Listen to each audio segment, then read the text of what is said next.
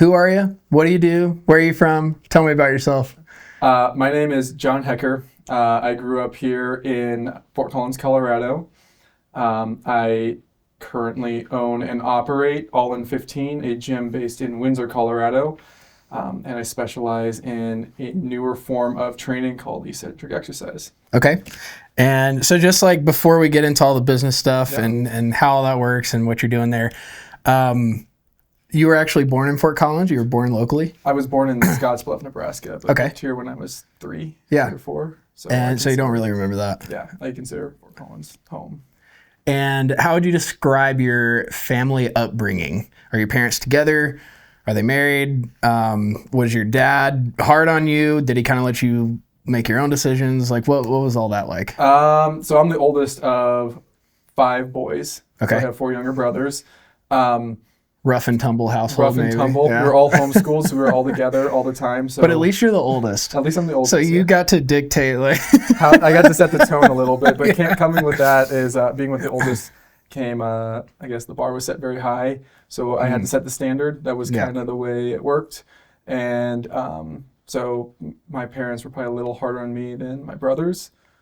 They might argue, but they wanted me basically to set the tone and setting a good example for how my brothers should grow up. Yeah. My parents are still married. They're still together. They grew up in Colorado in the Denver area. And then my dad went to medical school in Chicago. They got married right around that time when he was in medical school. Is he a doctor? Yep. Still today, practicing? Still practicing here in Fort Collins. What is his specialization? He started as a surgeon, but then moved into regenerative medicine. Okay. So just a general surgeon or heart foot and surgeon? ankle. What is it? Foot and ankle. Gotcha. Yep. Okay. Is that a podiatrist? Podiatrist. Gotcha. That's correct. Wow. Look at me. I'm using Yeah. my noggin already. All right. So, and then would you say, so you said the standard was set pretty high. I feel like that's usually common for the oldest kid. Probably.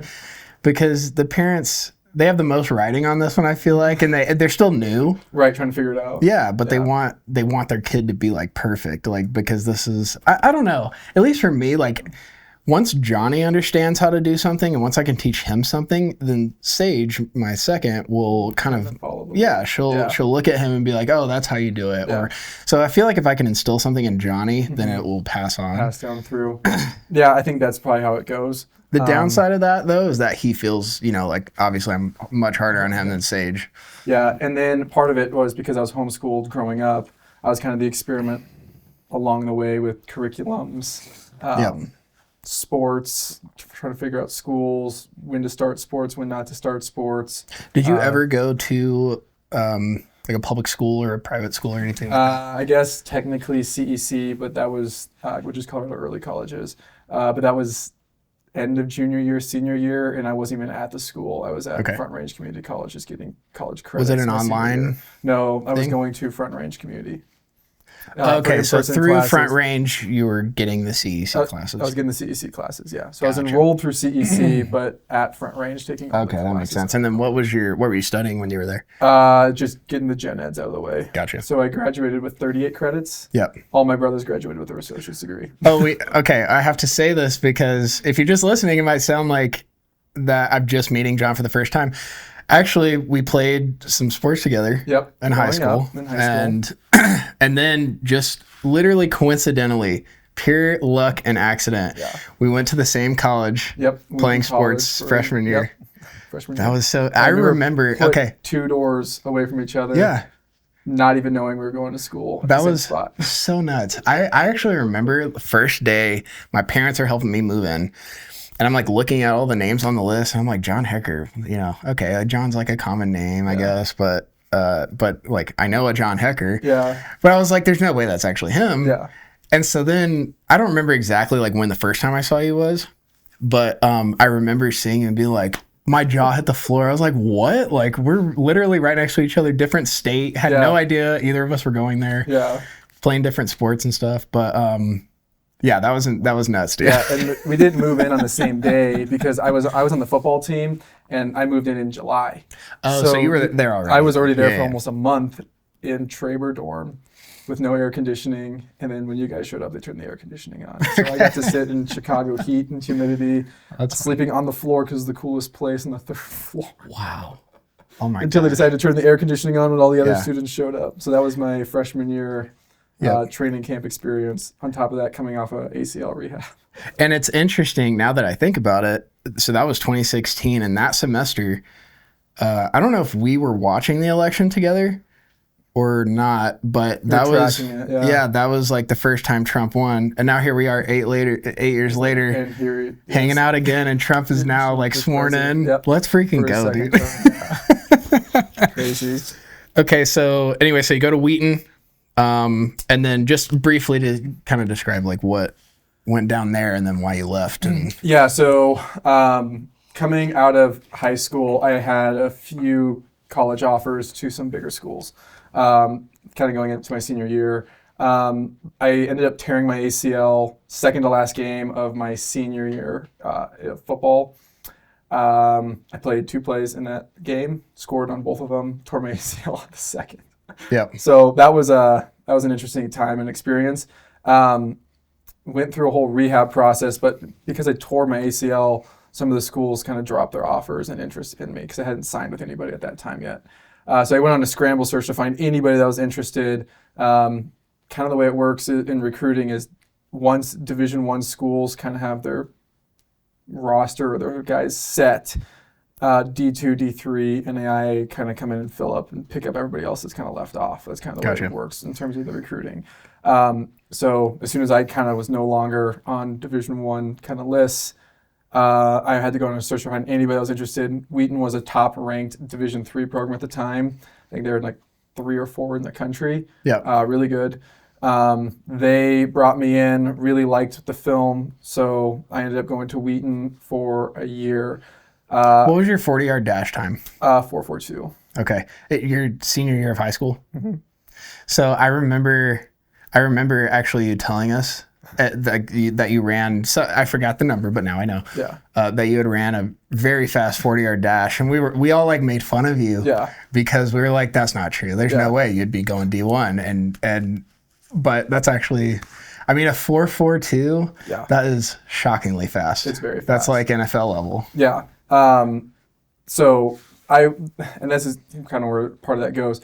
I was at Wheaton for a year. I really rushed back my rehab. I came back because I honestly, looking back on it retrospectively, I was an idiot pushing the rehab. I should have just taken a medical redshirt year coming off of it because I tore my ACL in November, got surgery right around Thanksgiving, and then went and was in the first week of camp in July playing on basically a repaired ACL, 7-8 months post-surgery, no brace. I was refused to wear a brace because I was thinking that people would start to target it.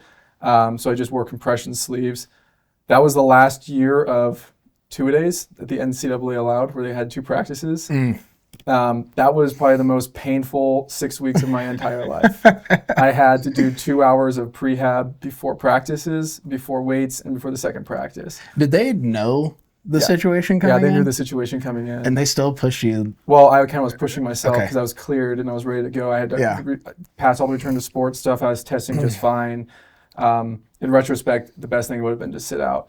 I was one of like maybe 2 kids that was able to get through the entire camp and season without sitting out 1 game or 1 practice, coming off an ACL tear. The other kids who had torn their ACLs the year before, they weren't able to get through a lot of it. They had to take weeks off at a time because the tendonitis and the pain was pretty bad, trying to get through it. I remember our meeting room was downstairs. I remember at Wheaton, and we were going up and down the stairs in the morning to watch film, and then in the evening after film. And I remember after the tendonitis was really bad, and I remember every time going down each step, I was like almost on the verge of tears because it hurt so bad getting up and down the steps. Oh my God. Yeah. Wow. And I had to do a whole bunch. So that was a really rough kind of first year. Then did it get better like near the end of the year? It got a lot better towards the end of the year. So like I really started to peak again because we went a long way that year. We went all the way into December. So right around end of October, so around 11 months going on to the 12-month mark, about a year out from surgery, that's when I really started to feel a lot better. But because I was compensating something I know a lot more about now going through owning a gym and everything. Something I'm like pretty anal about, but I was compensating, definitely trying to protect my knee. It ended up leading to labrum hip problems and bad ankle problems that I kind of dealt with the rest of my college career. Was it of the opposite side? No, I was on the same side. Okay. Because my hip was trying to do both stability and mobility to try to take care of, and same with my ankle. My ankle was also trying to do stability and mobility, trying to protect my knee. And so it just ended up, I still have it torn, and it just, okay. Yeah, there's no reason to really get it fixed. So did Wheaton do relatively well that first? Yeah, we went all the way to, I believe, either the semifinal, like one game out of the national championship. Okay. Yeah. We lost to Mary Harding Baylor, the team that won the national championship that year. Gotcha. Yeah. And then, okay, so that was the end of the first football season. And then I'm assuming you had spring training or something. Went through spring training. This is part of the story of why I got really into strength and conditioning and wanted to become a personal trainer, strength coach. I'm fast, right? I've always been fast. I've always been springy. My best playing weight, I kind of knew intuitively coming from high school, was between 187 and 193. My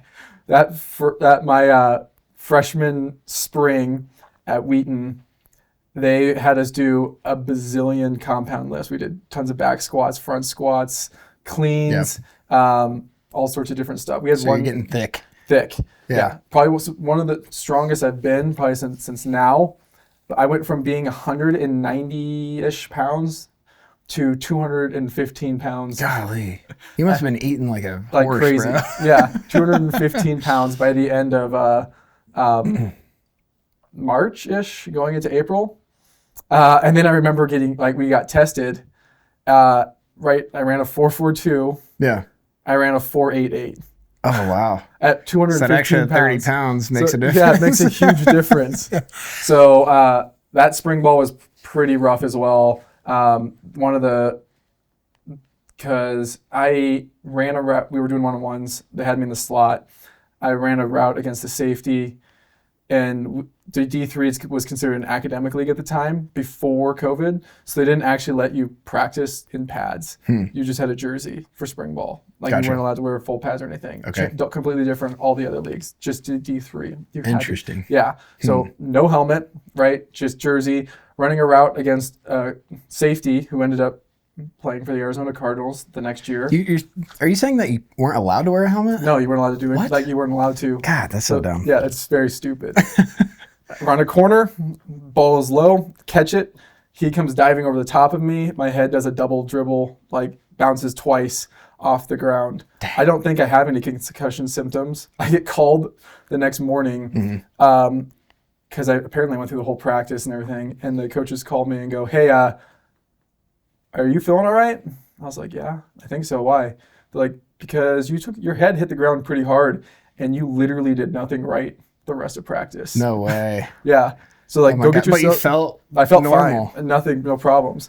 Oh my I went in and got a concussion evaluation from my baseline. I only had 38% of my active short-term memory working. So I literally couldn't remember, if you told me something, I wouldn't be able to remember it. Yeah. Anything I'd learned within the last 3 weeks, I couldn't remember it. All my long-term memory was just fine. I knew where I was from, I knew everything, but I couldn't remember anything that was coming in. But you couldn't tell? No, you didn't because I didn't have any it? headaches, I didn't have any sensitivity. But I mean, if they were okay, run this route, or they'd call a play, and you're thinking, what is that play again? I don't remember. None of that happened? I think you just kind of filled in the gaps and were like, oh, this is what I do. Yeah, pretty much. Oh my gosh. I guess but I didn't, so that was it. I only had 1 week of spring ball. Yeah. 4 weeks of it. So you were out. So I was out. It took me 6 weeks to get it back. And thankfully, the way the testing schedule was at Wheaton, I had enough time that I didn't end up failing at classes and stuff. I had almost just taken a test. Then we had an Easter break and spring break. So I had some gaps, and then I had some weeks spaced out kind of going into finals and all that. Yeah. So somehow I was able to get through the classes, which was great because I was in organic chemistry, which really sucked. It sucks if you don't have memory. Yeah, and that's all memorization is really what that is. Come back home. I was really frustrated, right? It's fast. It was heavy. So I got heavy, got slow, came back. They gave me a lifting program. I was like, nah, I'm not going to do that. Who's they? the coaches, because they don't keep you for the summer. Wheaton? Yeah. They don't Okay. They're just like, we want you doing this for the summer. Here's the conditioning test. Okay. Just make sure you can pass the conditioning test when you get back. I went back to how I was training from the beginning. I ended up dropping back down. It wasn't even that hard. It went from being 215 to like 193. Got my speed back. Was starting to get my vertical back. Felt really, really, really, really good. And came back. The conditioning test was you had to run. It was like a 300-yard shuttle, which is basically running from the goal line to the 50-yard line and back 6 times. You had to pass that. It was like 52 seconds for skill guys. So receivers, DBs, they had to run that under 52 seconds. I was able to do all 3 in like 38 seconds. Nice. So cruising through it, didn't have a whole bunch of problems with it. Get into camp, I'm starting to do really well. I break my thumb. Like second day of hitting. It sounds like God's telling you something at this point. You know? Kind of, pretty much. I caught on a face mask and it snapped it back to my thumb, like my thumb back to my forearm. I remember seeing it, trying to just strip a ball. I ended up getting an MRI. I had a avulsion fracture. The doctors were like, I don't know if you can hurt it much worse, but if we did surgery, it'd be a season-ending injury. So I was like, is it not going to be much worse? No, you could probably play on it. So I only missed 1 practice, came back with pretty much a broken thumb with a ligament hanging on it. Dang. Tried playing the season on it.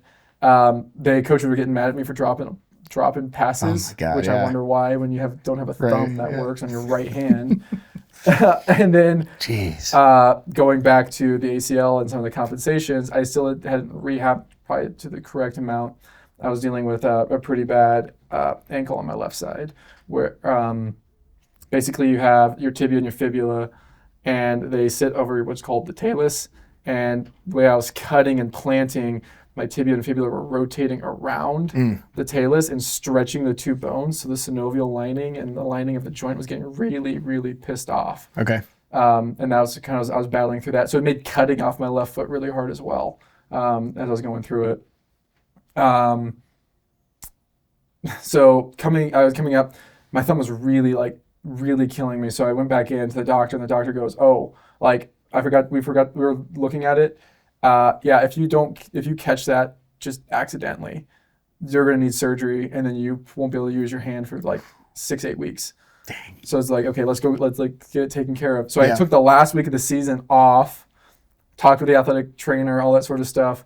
And they're like, okay, we got this all taken care of. So at this point, this is your 3rd semester? 3rd semester at Wheaton. Okay. I didn't know you went back your sophomore year. Yeah. I was going back, and I had there was a lot of opportunity, it seemed like, to play and like make all that sort of stuff.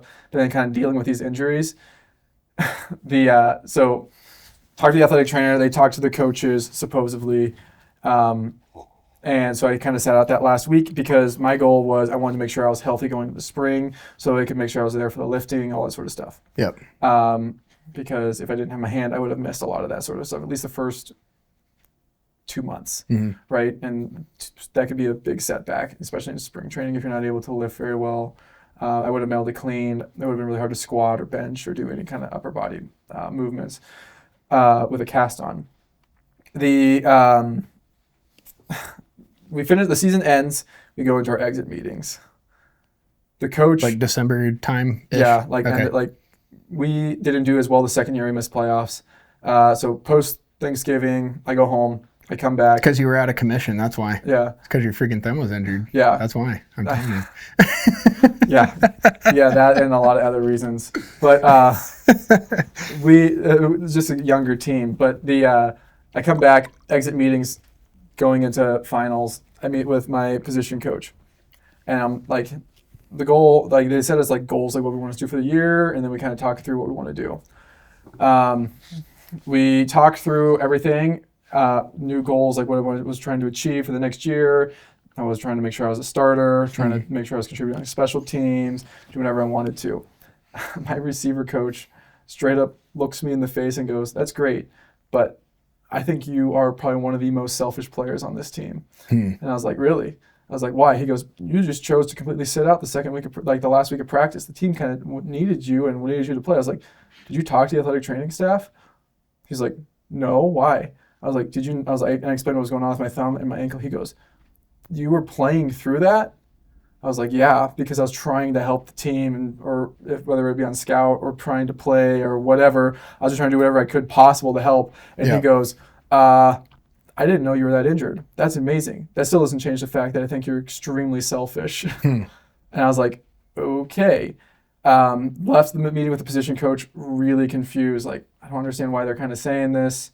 Went and talked with the head coach afterwards, because then that was the last part of the exit meeting. You met with the position coach and the head coach. I went into the meeting with the head coach like, if I'm not hearing what I'm gonna hear, I'm gonna transfer. Like, it just doesn't feel right. This is an extremely expensive school.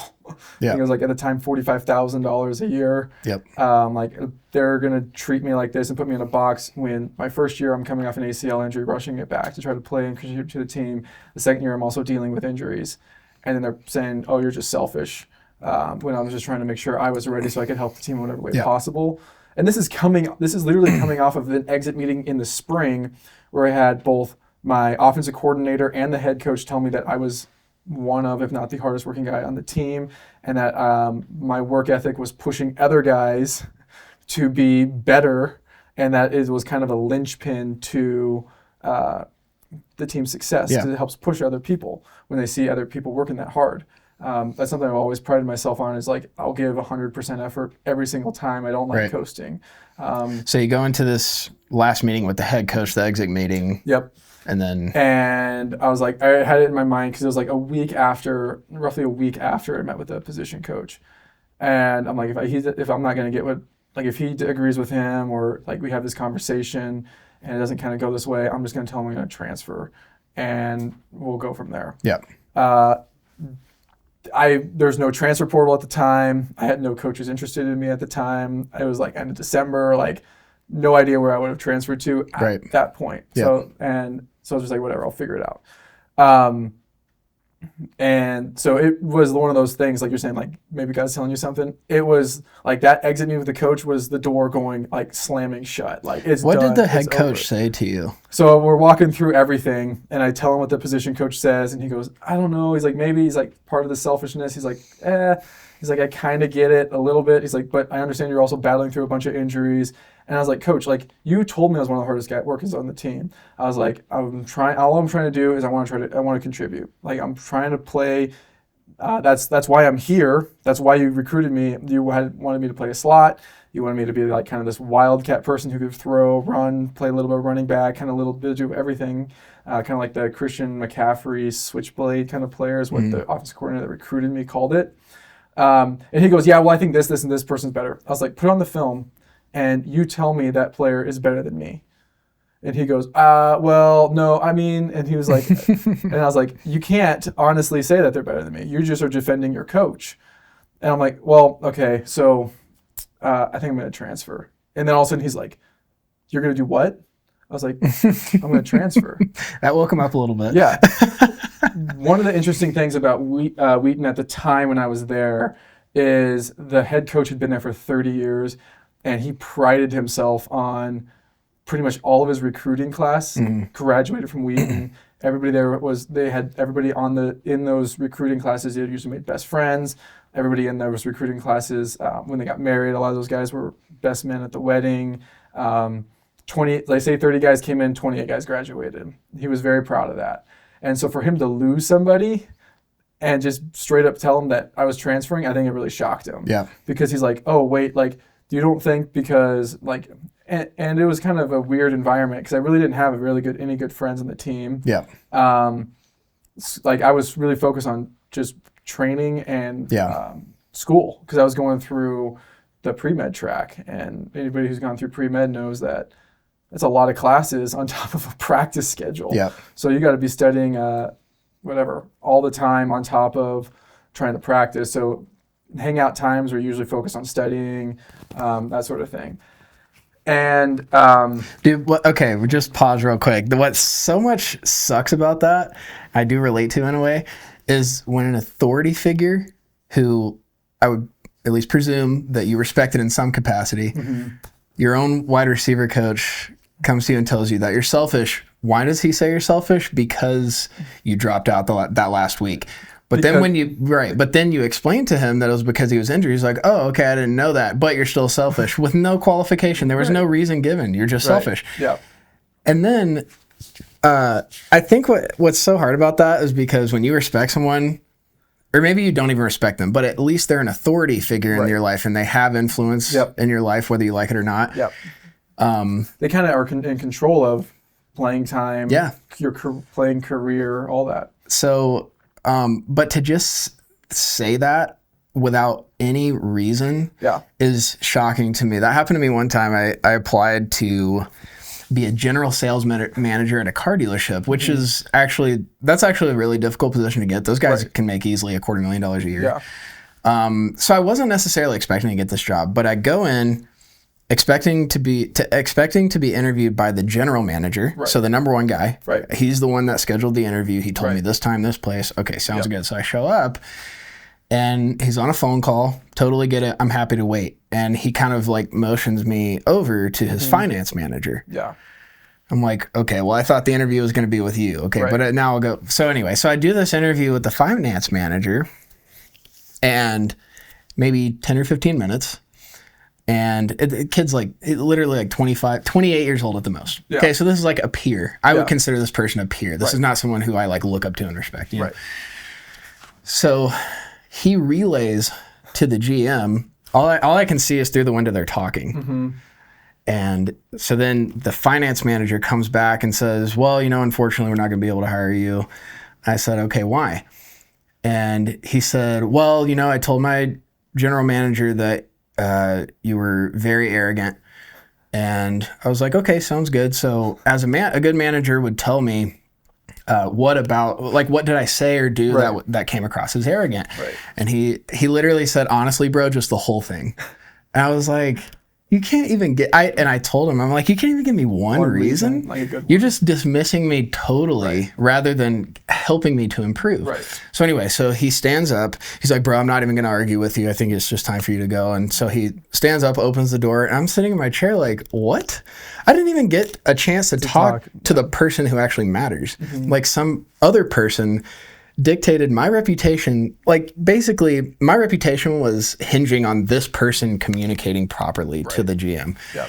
And so anyway, so I was like, I want to talk to the freaking GM myself. Yeah. I want him to judge me rather than him judging me based on what someone said. Right.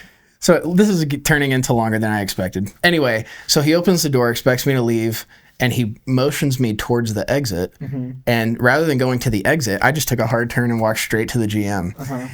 And I said, hey, so I was under the understanding that I was going to be interviewing with you, not your finance manager. He's like, oh, yeah, I was just busy. I was on the phone at that point. I was like, and I told him straight up, I said, frankly, I think this is part of the reason you guys need managers is because a good manager would actually be able to give me critical feedback that I can use to improve myself, even if you guys don't hire me. Right.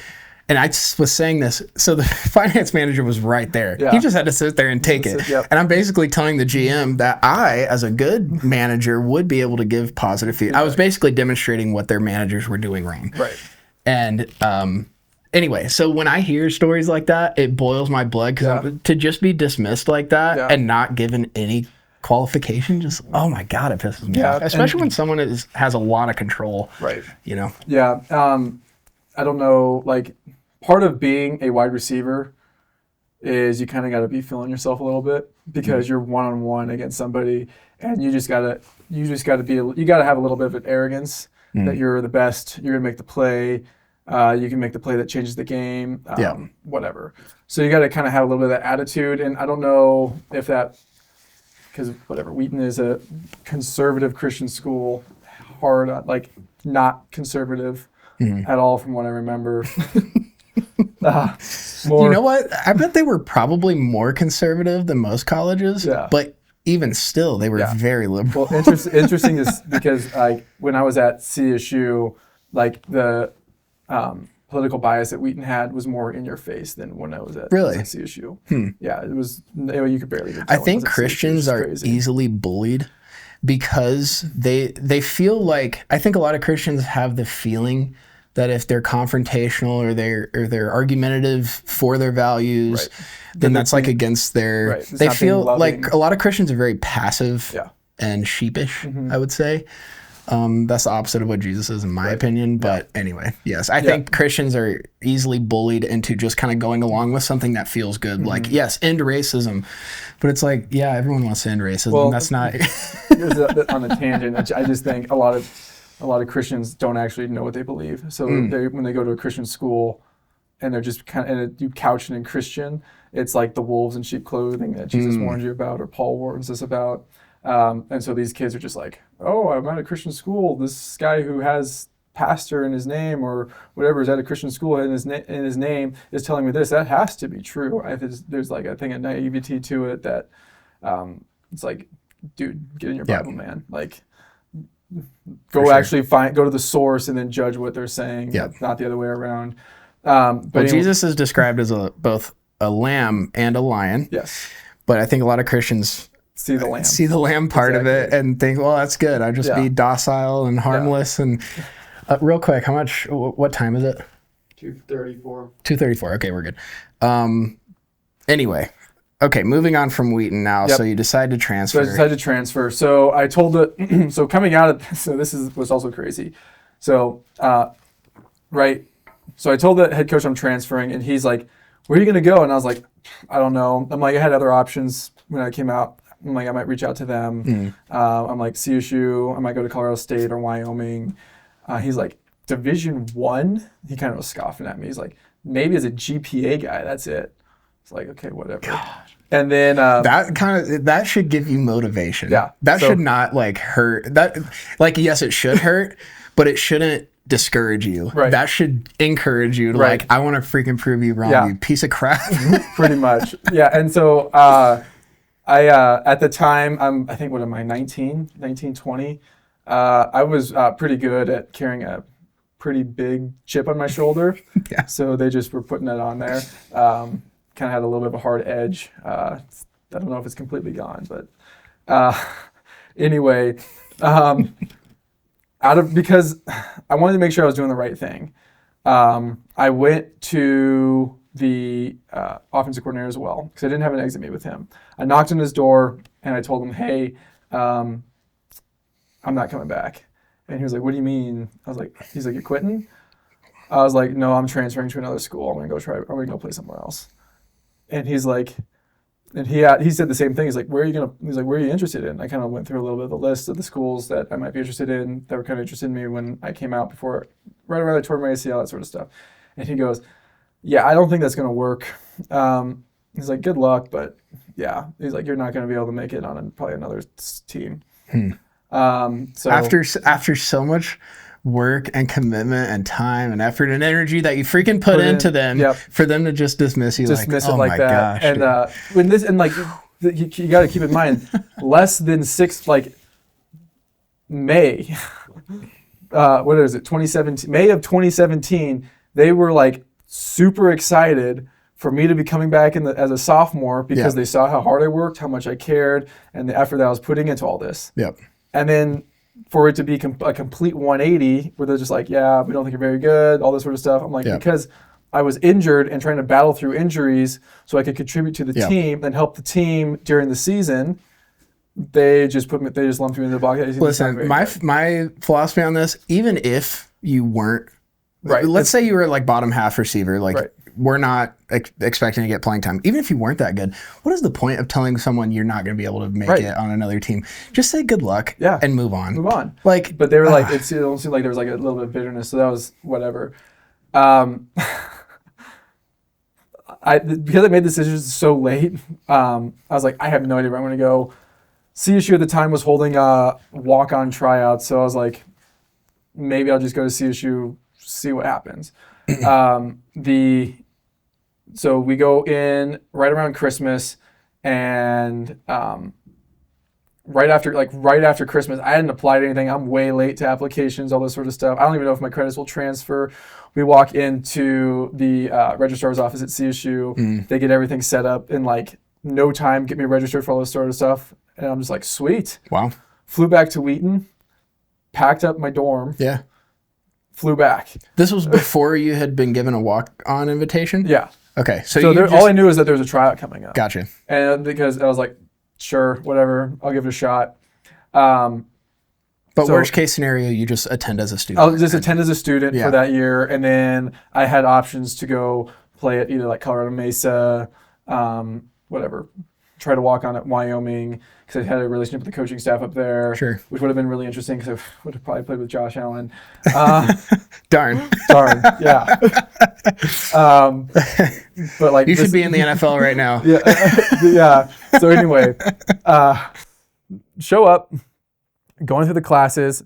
I go back to the same weight routine I was doing. So I think it was whatever, first week of March, last week of February. I don't know. It was like they're going into the spring, they were going to have to try out, and then spring ball was going to start. Okay. So I had whatever since from January to March to get ready. So basically 2 months. Go back to the same routine I'd been doing in high school, then made sure I got the speed, the vertical, all that sort of stuff. Show up to the tryout. I thought I honestly dominated the tryout because I was coming in first and everything. It was the tryout was just the hardest conditioning routine you've ever done in your entire life. I was expecting to shut up rope and run a 40, run some routes, catch some balls, that sort of thing. So that's what I was expecting. But I've been making sure I was conditioned because I knew how hard practices were. So I was conditioning. This conditioning was like, just see if you throw up, and if you survive, maybe we'll give you a shot. That's basically what it was. And I walk away with them like, I don't know. I'm like, I gave 100%. I thought I did good. We'll see what happens. They give me a call on Wednesday. I'm one of 2 guys from that walk-on tryout that they're like, okay, we'll give you a shot.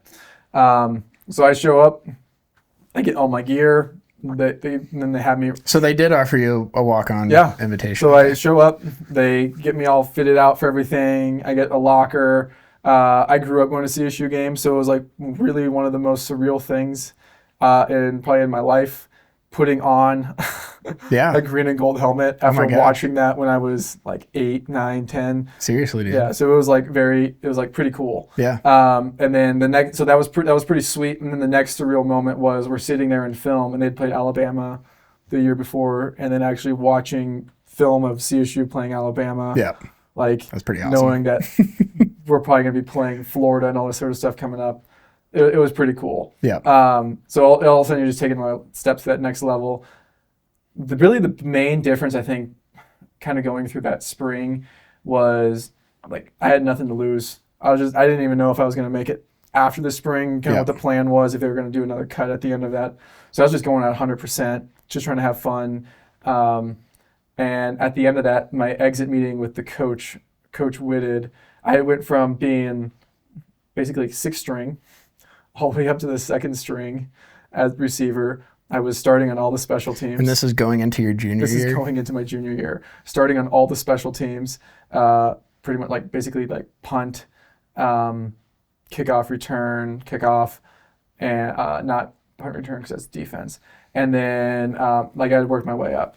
And so he had me running with the ones, all this sort of stuff. I was sitting in the exit meeting with Coach Whitted, who was a receiver coach at the time, and he was like, I actually separated my shoulder during that, and I played through a separated shoulder as well. I took a hit, and he's like, I really like your toughness.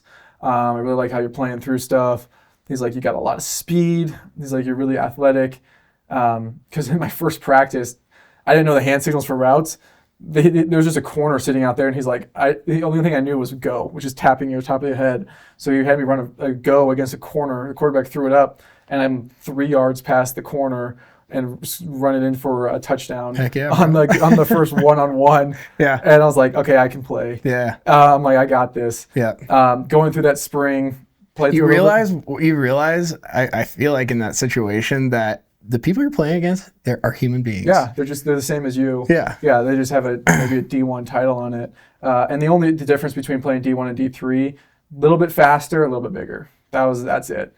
You still had to be good. You still had to have skill, all that sort of stuff. Yeah. I was a little undersized, but not that much. I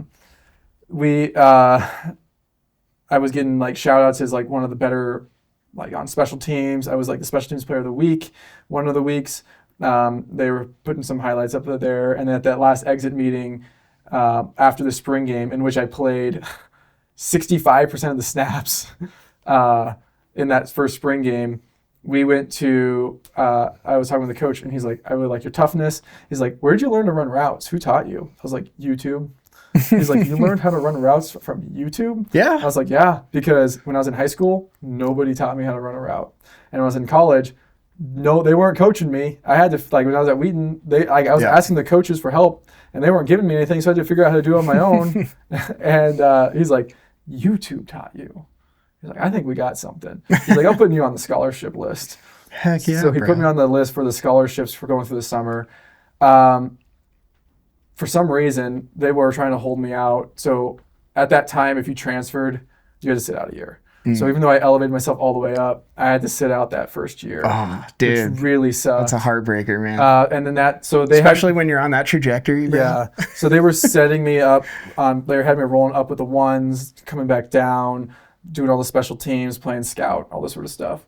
And then going into the spring, I come rolling in as like a 2, maybe potentially competing for a 1. With probably an like if I would have had a good spring, then the scholarship probably would have came. Coach Whitted gets hired by the Packers. Okay. They moved the tight ends coach from the tight ends room to the receiver room, and then they hire a different tight ends coach. This guy walks into the room. Keep in mind, at the time, CSU had put 4 receivers in the NFL. Like in the last 4 years, 5 years. So they were like producing dudes at wide receiver room. Whit had been there for that whole time. This coach walks in and goes, this room is what's wrong with the offense. He's like, in our tight end room, he's like, we point to this room as the problem.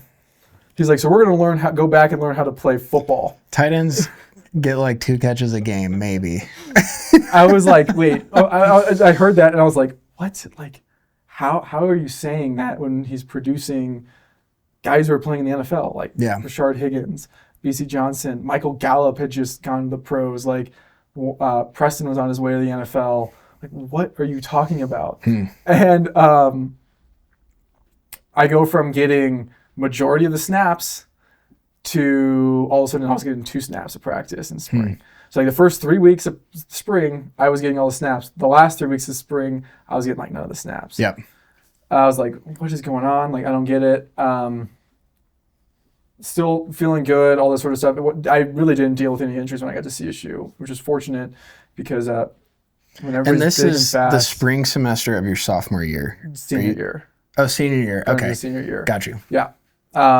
So I technically, let's see, I would have had. So you had 1 more season left. Well, I would have had a redshirt year, so I would have had technically 3 seasons left.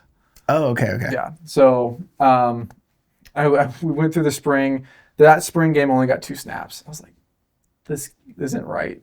Yeah. I went and talked to we only had 8 receivers in the spring, and they were bringing a couple in new. I went and talked to the coach.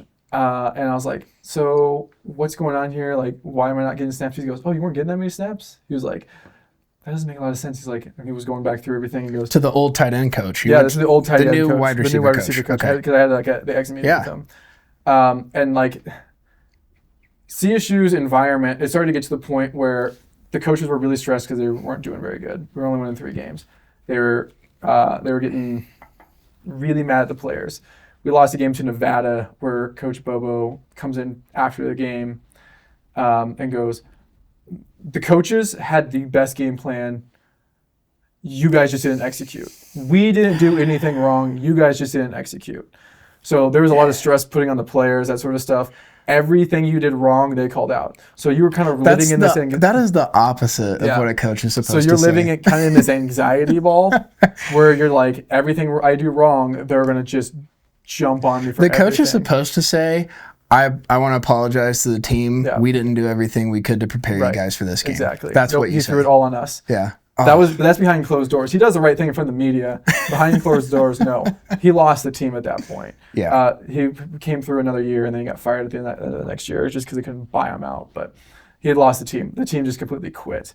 Going into that spring, as soon as I kind of went through this, I was just getting kind of chewed for a lot of different stuff. I was like, what? I'm like, I'm not doing anything. I'm like, so then you start playing really tight. And now you get to the point where like film sucks, like every meeting sucks. Like you feel like you're walking on eggshells.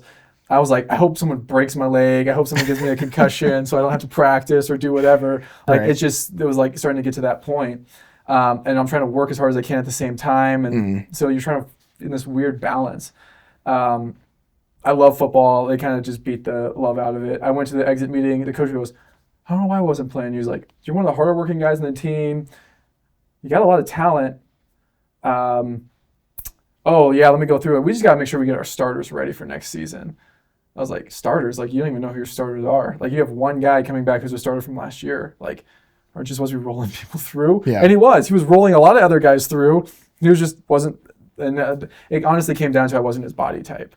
Like, that sounds weird, but I'm not 6'1". I'm not 210. And you're white. I am white, yeah. He wanted taller guys. He liked 6'3", 205. Dude, if you're 5'6" and you're making plays, it shouldn't matter. It shouldn't matter. No. But that's why I want Tim Tebow back on the Broncos. Let's freaking go. But that's like if we're gonna be honest, that's why we weren't good. It became all politics. Yeah. That's where it was. So I ended up just being like, okay, I'm done. So I finished out my senior year at CSU, and COVID happened. I had an internship lined up with the 49ers, but because COVID happened. What was the internship for? Strength and conditioning coach. So I went through Is that where you were studying at CSU? I was going through the pre-med route still. Okay. So I got pretty much all through the pre-med, but I was burnt out. I was like, I don't want to take the MCAT. I don't want to study for this. I'm done.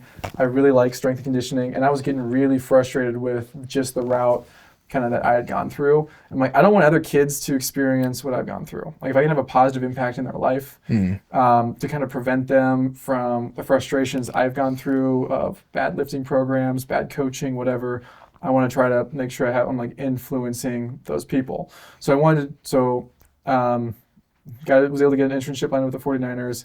COVID happens. That doesn't happen. All I knew at that point was team training, like on a team, strength coaching, interns, assistant strength coach, that sort of stuff. I was able to get another internship lined up at the back end of 2020 at Landau Performance. I go through the whole internship at So Landau. After your senior year during COVID, when all that stuff was going down, was that your last season at CSU? Yeah. Okay, so you were done after that. I was done. Okay, so now moving on past college now. Moving on past college. Okay. Yeah, so I graduated at the worst possible time. When no one's hiring, you can't do anything, you're trying to figure out what's going on. The guy who helped me get the internship with the 49ers called around for me, so I'm very appreciative of that. Yeah, seriously. And he was able to get me set up with Landau Performance. Lauren Landau at the time was the head strength conditioning coach for the Broncos. He owns a performance facility in Denver. Okay. So I was living in Denver with some family friends and doing an internship there. So I got exposed to everything. I got exposed to some combine training. I got exposed to training hockey, general pop clients, UFC fighters, and basically anything and everything in between. Young high school kids, 5-year-olds, which was basically babysitting. Parents would just drop their kids off and be like, oh, let's let them jump over the boxes and you can watch for an hour and everything. So kind of I got to see everything because it's a very popular gym performance training facility that a lot of professionals use and younger guys come up through. Going through the internship process was pretty eye-opening because I got exposed to some stuff. And this is kind of where maybe some of that cocky chip on the shoulder stuff kind of came off. I'm a why guy. I want to know why. Yeah. And if you can't give me the answer for the why behind it, then I'm just going to figure out why. Yeah. Like you can't, if you tell me, oh, we do it this way because that's how we do it. I'll be like, you're an idiot. That's not a reason. That's not a reason. And so when I was down there, I was asking some of the coaches, I was asking them, okay, so why are you doing this? What's your goal behind this sort of technique? What are you doing with this? I got pulled into a meeting 4 weeks into my internship, and they go, you aren't allowed to question our coaches in front of their clients. He's like, you're making them look bad. I was like, I'm here to learn. Like, aren't you supposed to be able to give the why behind it? Like, it's not my fault if they don't know why they're doing what they're doing. They're just doing, so whatever. I had to, again, Okay, real quick on that. I do see it from both perspectives. I see it on the one hand, probably shouldn't question in front of the client. Right. Also, if you're just asking an innocent question, hey, okay, so why are we doing it like this? Yeah. Then that's even if it is in front of the client, you should absolutely have an answer. And that's what I was couching it. Like some of it was like, I'd be asking him, I was like, so they would go through stuff. I'm like, are we going to do some hamstring work or are we going to do this? And they go, no, this reason. And I'm like, well, I don't know. I don't think that's a very good reason, but I was trying to keep my mouth shut. That's not. That I'm young. I wasn't very good at that at the time. But we go through all this, and like some of these coaches were really good coaches. Like I learned a lot from them. There was one guy, and this was like right at the end, and he was timing 10-yard, like just 10-yard dashes, a really fast 10-yard time, like. In the NFL is like 1:55. Like that's lightning fast. If you go sub 1:5, like if you're 1:48, 1:45, you're super fast. So he's timing these kids, and he had timed them like 6 weeks earlier, and I was there for it because it was a fun group. It was like a baseball group that I was working with. One of the kids was playing at Oregon State, super talented kid, good speed. Like I have no question they're fast, but he's timing them, and 6 weeks before, he was getting like 162, 158, 162. I was like, okay, these are good numbers. Like these kids are rolling, like they're fast. 6 weeks later, this coach, I think he was just feeling himself. He's like, my strength coach pro, I'm gonna watch this. 133, 128, 127. I was looking at it like 155, 157. I'm not an idiot. Those numbers aren't right. Those numbers aren't right. Yeah. And so I ask him, and he goes, "Don't you ever dare question me again." He's like, you don't know what you're talking about. This is the speed, like all sort of stuff. So all of a sudden that relationship. He was getting that much of an improvement on the times for different people. And he was telling these kids this, and he also did the same thing with the vertical. I'm like, so now you have a kid that you're going to tell that he's going to run a 127 or a 133 with his performance coach. Yeah. He's going to go back to school, and now he's going to be like, wait, I'm not as fast as I was with him? Right. And he's like, well, it doesn't matter. He's like, it's all you want to see is the improvement. I'm like, you're not 0.3 of a second. Dude. You want to see, that is so unethical. I was like, and that's why he's just telling them that so that they feel like the program worked. Right. That's what it sounds like to me. Nothing changed. He like kind of put his finger on the scale a little bit. Be like, let's give him an extra. And I was like, 10th or 2 of a second. That doesn't change in 6 weeks. And so he like chewed me out for this. So after that, I was just like, okay, I'm just going to sit back This was the main guy? Yeah. No, this is just one of the, he was one of the trainers? One of the main guys. Okay. Really hard worker. Honestly, I thought he still probably is one of the best coaches there. I don't know if he's doing his own thing or not. Like I still admire him. I was just like, why are you doing that? You don't need to do that. Like you're really good. I'm like, and you're basically charging $100 an hour. You're getting it because you get results. Why would you want to skew it? Like, just be honest with the kids where they're at. Like, that's what your job would be. Yeah. And so, the last 2 weeks after that, I was like, okay, like, there was like the final explosion. And then afterwards, there was like exit meetings. Yeah. And this coach pulls me aside and Hold on, that was the final explosion. Basically, don't question me like that. Don't question like that sort of stuff. And okay. The main guy like told me all this sort of stuff, and I was like, okay, whatever.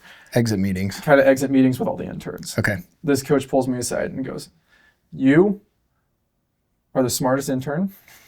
He's like, "You're probably the hardest working. You have the best questions." He's like, "But you're extremely arrogant." He's like, "Unless you figure out your arrogance." He's like, "You're not going to go anywhere." He's like, "Guess what? You're probably the only intern that's not going to get hired by us because you do things your own way."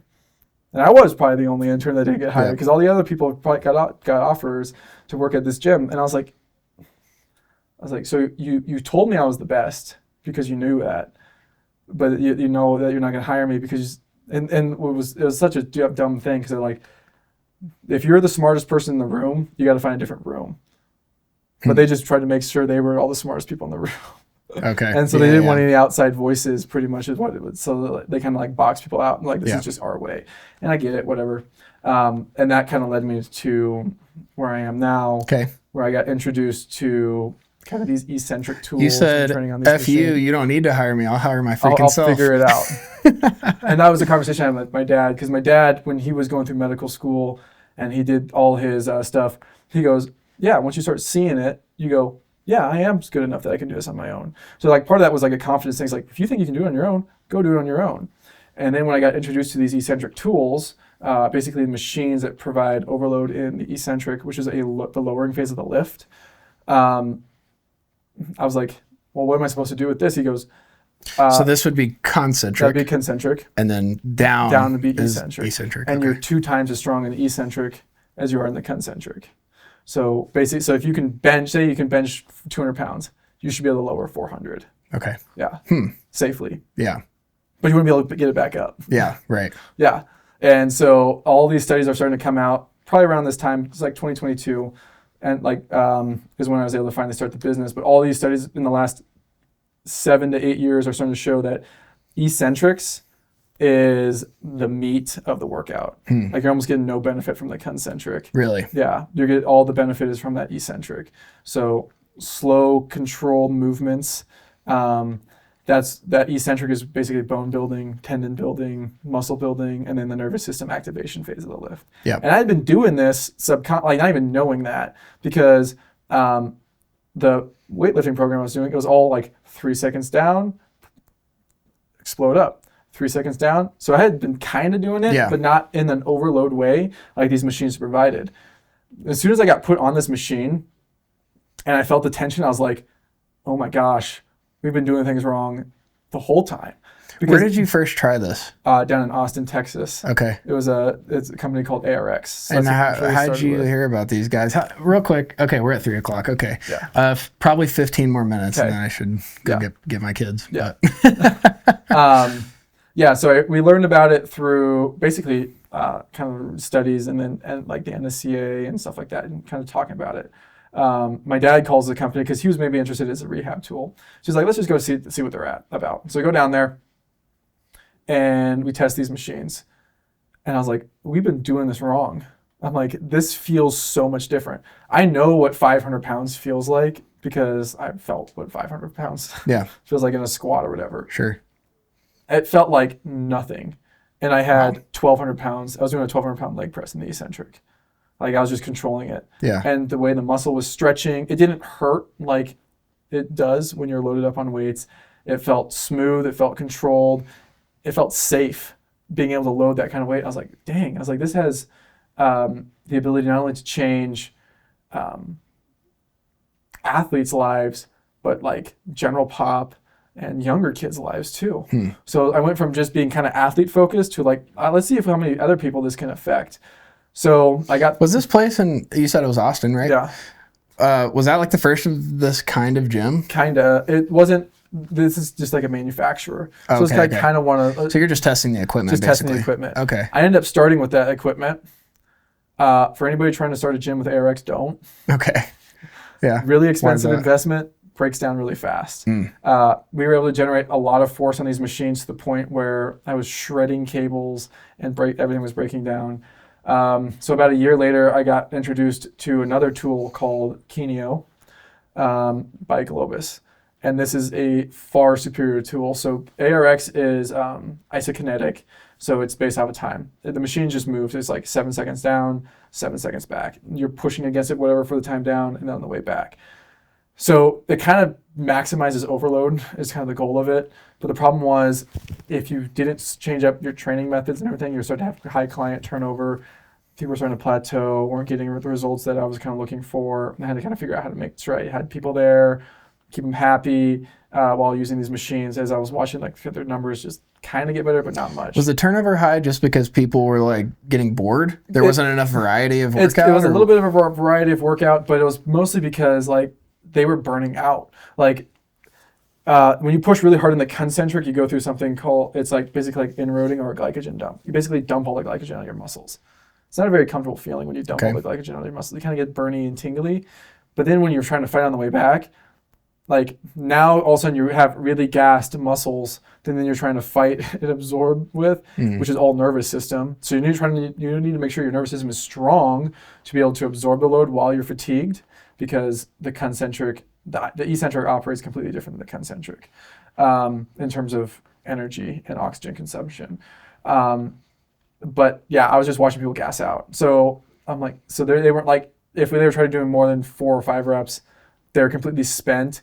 And like I was getting tired, and kind of my rule of thumb is whatever I can do, I need to cut down by usually 2/3 to give to most people, because they're just not as conditioned or as trained as I am. So that's what I was starting to play with, and also noticed I was getting pretty good results with it. But then the machine started breaking down.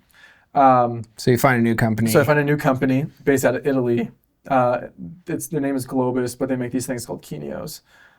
And the Kenios are completely different because they load you both in the concentric and the eccentric, but it's based off of you because it has an AI. It's based off of an AI-driven resistance. So however hard you push, it increases the load. However hard you resist, it increases the load. But and now it gives you like a millimeter by millimeter analysis of your entire movement, so I can see how strong you are, where you're strong, where you're weak, and why. So are the workout machines computerized? Yeah. Okay, so they're actually giving you data like on a screen? Yeah. They tell me everything. I can see how fast you can move the weight. I can see how slow you can move the weight. I can see where you're strong. I can see where you're weak. I can see if you're at risk of an injury. I can see if you're getting power to the right spots.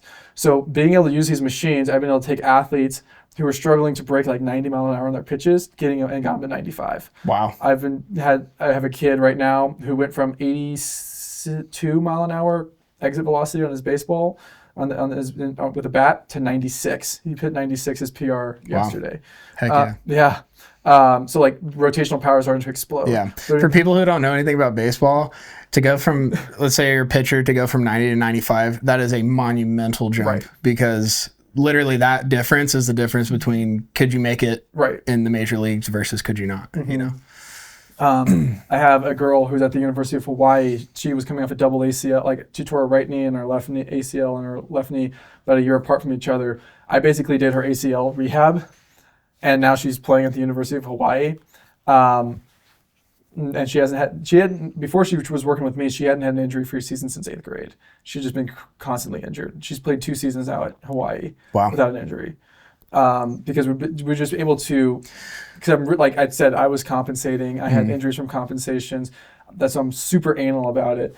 And so really working with these people to balance out their get their imbalances out, make sure they're absorbing and producing force correctly, leads them to being able to be not only more athletic, but now more injury resistant. Okay. And their athletic performance is exploding.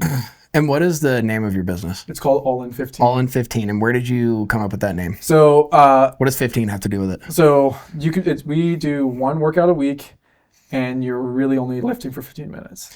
And that's all you need. Is this program or routine designed to supplement or complement other workout routines, or is this supposed to be this all you need? That's it. That's all you need. Okay. Because that's so radically different. It's very different. Because I'm like, for me, about a year and a month ago, is when I actually started deciding, okay, I'm going to be consistent about working out. I've been working out like once a week, kind of, not really. But I was like, I actually want to get in good shape. Yeah. And so, but at that time I was working out 6 or 7 days a week. And so I saw gains and I got bigger. I was taking my creatine and all that stuff. It was working. But the thought that I would only have to work out for 15 minutes a week, it doesn't compute in most people's brains. Yeah. Well, so a lot of people ask that question. And so, I'll just use me for example. This is kind of an extreme example.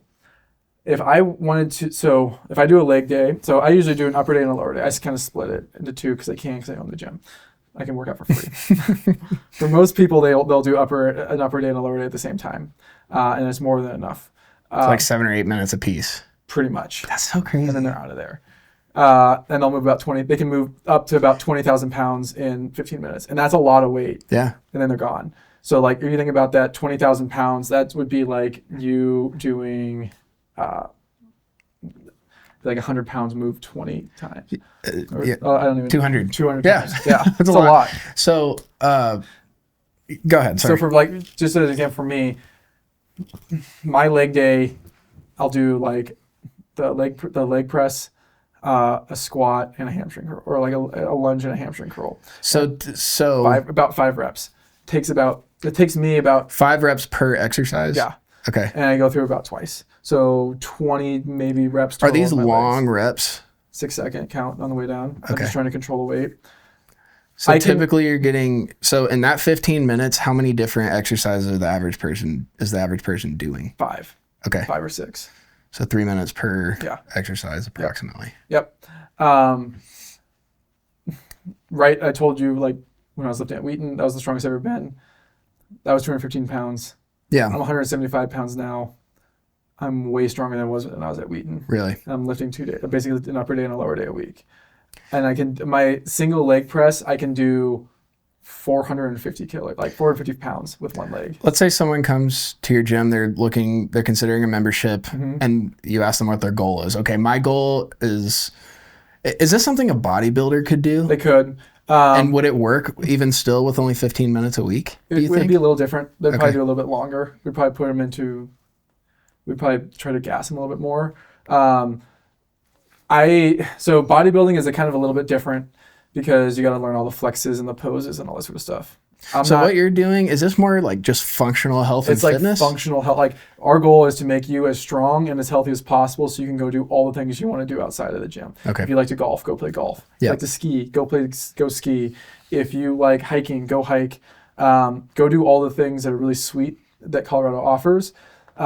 Because people are compensating, people are walking around with pain, imbalance, and they're one step, one slip, one fall away from an injury. Yeah. And our goal is we can prevent that and get you stronger so that you're doing it at the best you've ever done it before. And so I have people who are 13 trying to play sports. I have college athletes. I have professional athletes. I have 86-year-olds who just want to go on cruises and enjoy life. I have Parkinson's. I have osteoporosis. I've seen pretty much everything. And we're able to help you no matter where you are. And that's what's really cool about these machines is they meet you where you're at. It doesn't matter who you are. We have a program for you. And we can help you live a better, healthier life or perform at your best level. Yeah. I like looking at life as performance of daily tasks. So whether it be you have to go kick a soccer ball really well, you got to go run a really good 40, you got to catch a baseball, you got to throw a pitch, you got to go up the stairs, you got to carry grocery bags. Yeah. It doesn't matter what it is. You have to perform those daily tasks, whatever they are, and you want to make sure you can do that at the best without injuring yourself. Yes. And that's really our goal, is with no matter where you are, we want you performing at whatever it is that you do in your daily life at your best. Okay. So, and then hypothetical scenario here. Let's say a kid, skinny, scrawny kid, he's not getting all the ladies that he wants, 120 pounds, like kind of a pushover, whatever. He comes in, he's like, hey, I just want to be in good shape. Yeah, strong. Like, I'm not looking to be a bodybuilder necessarily, but like, I just want to get bigger. Yeah. Like 160, 180 maybe. Yeah. Is that something that your gym would be able to do in 15 minutes a week? Yeah. Absolutely. Okay. We have and then let me just ask more of a mathematical question. So you were saying that you can do twice as much weight on the eccentric as you can on the concentric. So I would think, just hearing those numbers, I would think, okay, well, that doing it your way might be able to cut that down to half the time where you would have to work out because you're getting twice as much weight. How do you go from, so like me, I'm someone who maybe when I was really getting in shape, working out 5 hours a week, and how do you drop that down to 15 minutes? Like, where's the disconnect that I'm not seeing from, how do you go from working out that much, needing to work out hours a week to get results versus 15 minutes? There's a strength curve. So say you go to the gym, okay, you're picking up a weight and you're lifting for your weakest spot, whether you know it or not. Okay. Because if you can't get through your weakest spot, you aren't getting the weight up. Right. So you're benching. Okay. So you're not touching your strongest point on a bench. Okay. Does that make sense? Yeah. Yeah. Because these machines are AI-driven resistance, it gives you the best weight for your weakest point and your strongest point. So you're maximizing what you can do in your concentric capacity as well as what you can do in your eccentric capacity. Does that make sense? Okay. So you're cutting down. So you're even maximizing that. So say 225 is your max. Okay. For bench. Okay. Whatever. This will give you up to 240 pounds, potentially. Because, once you get through that sticking point, I can move quick. Okay. When you're getting the finish, you're a lot stronger there. So it's going to give you more. And then when you have that slow controlled eccentric is basically taking the muscle and it's actively stretching it under load. A lot of people believe that the muscles are actually tearing in the eccentric. That's not true. Yeah. If you apply an eccentric load correctly, the muscle is just actively stretching under load due to some very special fibers called titin filament fibers. Okay. They basically lock the middle of the muscle and then allow it to stretch. So you're building up tendon density and muscle density along the whole length of the muscle when you train in the eccentric. Okay. So you're actually building strength and muscle along the whole length of the muscle. When you look at bodybuilders, like when you see them flex like their bicep, they have that peak in the middle. That's what happens when you train in the concentric, like kind of chronically. Okay. You build up a lot of muscle density at the middle of the muscle, but you're not getting a ton at the end of range. So like through the length of the muscle. Interesting. So that's why you see a lot of them with like obviously steroids contribute to it, but that's why bicep tears, pec tears, hamstring problems, all that sort of stuff falls into it, because even though they're really strong, their tendon isn't very strong because they're not building strength through that length. Yep. Training the eccentric, you're actually building strength through that entire range, so you aren't at risk of those tendon injuries. Okay, interesting. Or connective tissue issues. Okay, so and then I'm sure you have different like payment plans or packages you could buy if you wanted to do more than once a week, maybe. Yeah. What was my question? Oh, are you actually working with these people one-on-one? Do you have employees that work with them one-on-one? Are they on their own? I have 2 employees, and then me currently. I'm working on backing off because we're in the middle of franchising. So my job is starting to turn into training the trainers and implementing the methods, because I've pretty much come up with all this other stuff. So I'm taking my brain. But you are getting one-on-one help training there. Okay. Yep. So you basically come in, you pay for 35 minutes. It's $380 in Windsor for a month. You're working with a trainer one-on-one, and they are going to answer any of your problems, any questions that you have, and they're designing a program specifically tailored to you to help you reach the goals that you have. We take everybody through free evaluations, and then so you have a clue of what it looks like, what it feels like, and then from there, we're able to build a program around you. And the $380 a month gets you one 15-minute class per week. 35 minutes. Yep, because there's other mobility and stuff we add into it. So 2 training sessions, basically? Yeah. Okay. And, I mean, it sounds like it's worth it. If it's literally only that much time per week, but you're getting similar or even better results in some cases, I mean, that's... Well, I told my wife, because I've been lifting on these machines for 4 years now at this point. I'm like, we can't move without these machines. Like, I'm not lifting on anything ever again because I feel so much better training this way than I ever did lifting in a traditional weight room. Like, my body doesn't hurt, my joints don't hurt, because everybody knows how it feels. Like, you do a heavy bench day, you're like, oh, my shoulder kind of hurts, or my back is kind of bugging me after a heavy squat day. Here, I can load it up to my max and even beyond and be protected and really push myself. Like, I'm a guy that loves to push myself. Not everybody's that way. So we can dial the machines back and forth to whatever you kind of fits you. Yeah. But I love pushing myself and just seeing how strong I can get. And being 175 pounds, being able to single leg press 450, like, it's a no-brainer to me. I'm like, I'll train this way all the time. So last question. So from what I can tell from our conversation, it sounds like you are a very early adopter of this method of exercise. Yes. And kind of writing the book in the United States so with these machines especially. And how did you even come to hear about this, and what made you decide like to jump in and take that risk? Because that's a huge upfront cost for something that isn't totally proven yet, or it hasn't been widely adopted yet. Yeah. So you are rolling the dice, I feel like, at least early on. Part of it is I took a look at all these other gyms, and I had somebody tell me, and I was looking at maybe starting my own thing or working somewhere else, and someone goes, what's going to separate you from everybody else? I was like, I don't know. Like, he's like, you're going to just convince me that your method is better than the other method, which is the same method you're doing, you're just doing it slightly better. And I was like, that's a kind of an interesting way to think about it. And so I got introduced to these machines. I'm like, this is new. This is different. No one else is doing this. And no one else is going to tell me how to do this or tell me I'm wrong for doing it this way, because I'm the one figuring it out as we go. And so I think that possibility kind of excited me. And then I kind of saw the potential with it. I'm like, if we can start to figure out how to make this work, I'm like, with the science that's behind it, I'm like, this is the way to train. When I felt how it did, and then saw the results I started to get for myself and then for my other clients, I'm like, this really works. Yeah. I'm like, so I know we're on the right path. It's rewriting the narrative. And I've been yelled at by lots of different strength coaches and their personal trainers. They're like, oh, you can't do it this way.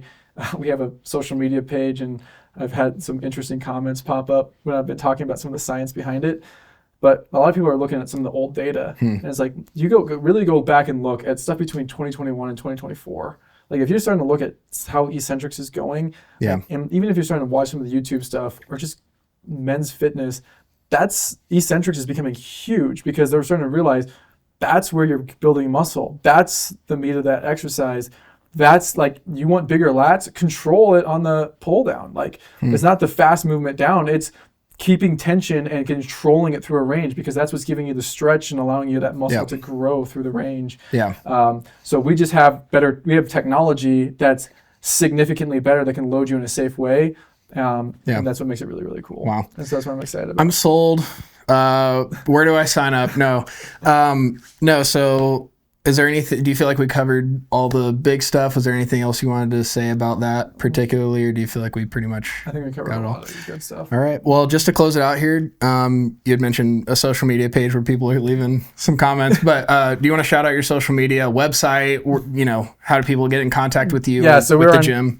So we're on Instagram, Facebook, and YouTube under AI15. Okay. 15 is spelled out. Gotcha. And so that you can find us there. AI15. Yep, Gotcha. AI15 for those socials. We're also, like, if you want to go onto the website, which is AI15.com. Okay. Even if you don't sign up, I am writing a whole bunch of blogs, basically going over all the science for a lot of this sort of stuff. That's basically our marketing material. Is we're teaching you basically this method. We want you to be educated. Like I said, I'm a why guy. I want you to know the whys. And I want you to ask me why, because that pushes me to become a better coach too. So if you sign up through the website, you can get the newsletters that we send out weekly or bi-weekly. That kind of goes over some of the science and some of the cool stuff that we're doing, as well as the announcements of different presentations we're going to be putting on with other doctors or chiropractors in the area. If we open up a franchise in a different state or in a different area. Right now we have one here in Windsor and one in Denver Tech Center. Definitely worth checking out if you want to come through and see it. We offer everybody a free evaluation, so it'd be awesome if you guys wanted to stop through and see what's up. Well, John, I appreciate your time. Thank you so much for doing this. We'll have to do it again sometime, all right? Yeah, of course. Yep. Thank you, sir. Thank you.